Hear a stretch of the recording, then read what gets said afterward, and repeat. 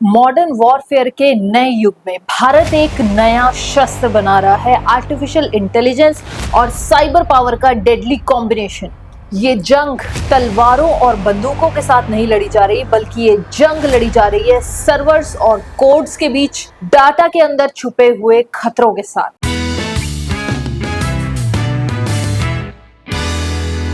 नमस्कार दोस्तों, मैं हूं आपके साथ एंकर कशिश। ये जंग अब सिर्फ बॉर्डर्स तक सीमित नहीं रही, बल्कि एक हैकर कहीं से भी पूरी इकोनॉमी को हिला सकता है। एक मिलिशियस कोड पूरे शहर की बिजली बंद कर सकता है और एक एआई पावर्ड मालवेयर बिना किसी इंसान के कंट्रोल के इवॉल्व कर सकता है। यह है डिजिटल बैटलफील्ड, जहां साइलेंस भी एक वेपन है। 2020 का सोलरविंड का अटैक याद है, जहां एक सॉफ्टवेयर ब्रीच ने अमेरिका के सरकारी नेटवर्क्स को एक्सपोज कर दिया था।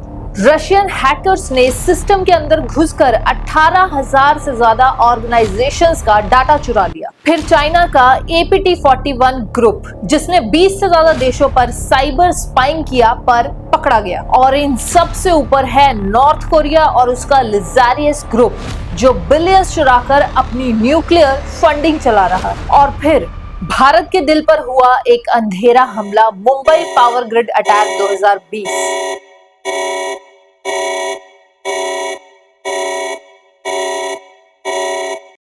एक ब्लैकआउट जिसने पूरे फाइनेंशियल कैपिटल को घुटनों पर ला दिया। इन्वेस्टिगेशन रिपोर्ट्स कहती हैं कि ये cyber intrusion China linked group red echo ने किया था, लद्दाख स्टैंड ऑफ के तुरंत बाद। ये एक वार्निंग थी कि हम तुम्हारा सिस्टम देख रहे हैं। पहले हैकर्स मैनुअली सिस्टम प्रॉप करते थे, लेकिन अब ये सब कुछ एआई ऑटोमेटिकली करता है, मशीन लर्निंग और न्यूरल नेटवर्क्स की मदद से। एआई मालवेयर खुद सीख सकता है कि डिटेक्शन से कैसे बचा जाए। Deep fake propaganda, misinformation और पॉलिटिकल केओस फैला सकता है। एक AI bot thousands of attack एक सेकंड में लॉन्च कर सकता है।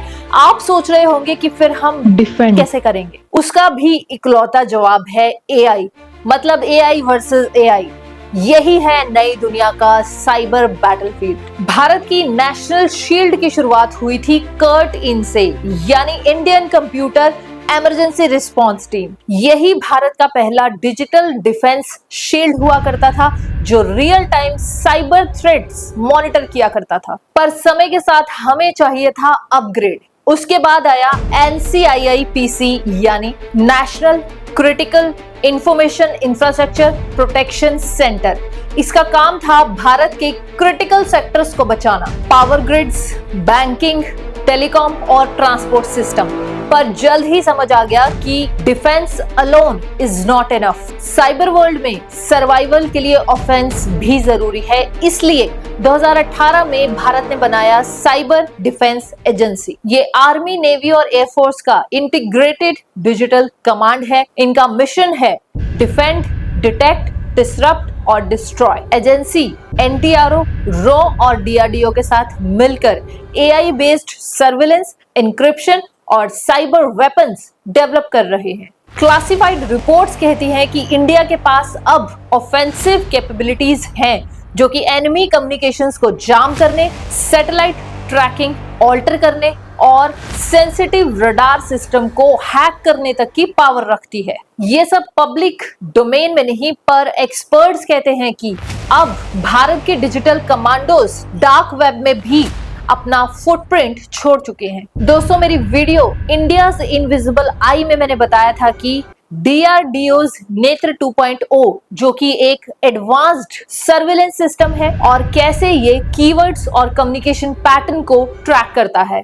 इसे समझने के लिए, जानने के लिए इस वीडियो को जरूर देखिएगा। एआई बॉट्स अब ऑटोमेटेड पेनिट्रेशन टेस्टिंग और बॉटनेट मैनेजमेंट में यूज हो रहे हैं। इनका रोल है हॉस्टाइल सिस्टम में घुसकर साइलेंट लॉजिक बॉम्ब्स लगाना, जो कि एक ट्रिगर पर पूरे नेटवर्क को कोलैप्स कर दे। हर देश के पास साइबर पावर तो है, पर हर देश इसका इस्तेमाल सही से नहीं करता। यूएस के पास है US साइबरकॉम, जो है world's most advanced offensive cyber command. China के पास है PLA स्ट्रेटेजिक सपोर्ट फोर्स, जो कि स्पाइंग और डाटा थेफ्ट के लिए मशहूर है। रशिया के पास है सैंडवॉर्म और फैंसी बियर, जो कि साइबर डैमेज और मिस इन्फॉर्मेशन में एक्सपर्ट है और इन तीनों के बीच भारत अपनी यूनिक जगह बना रहा है, एक रिस्पॉन्सिबल पावर जो बैलेंस और सेल्फ रिलायंस दोनों रखता है। इंडिया ने साइबर डिप्लोमेसी में भी अपना खेल शुरू कर दिया है। क्वाड अलायंस यानी इंडिया,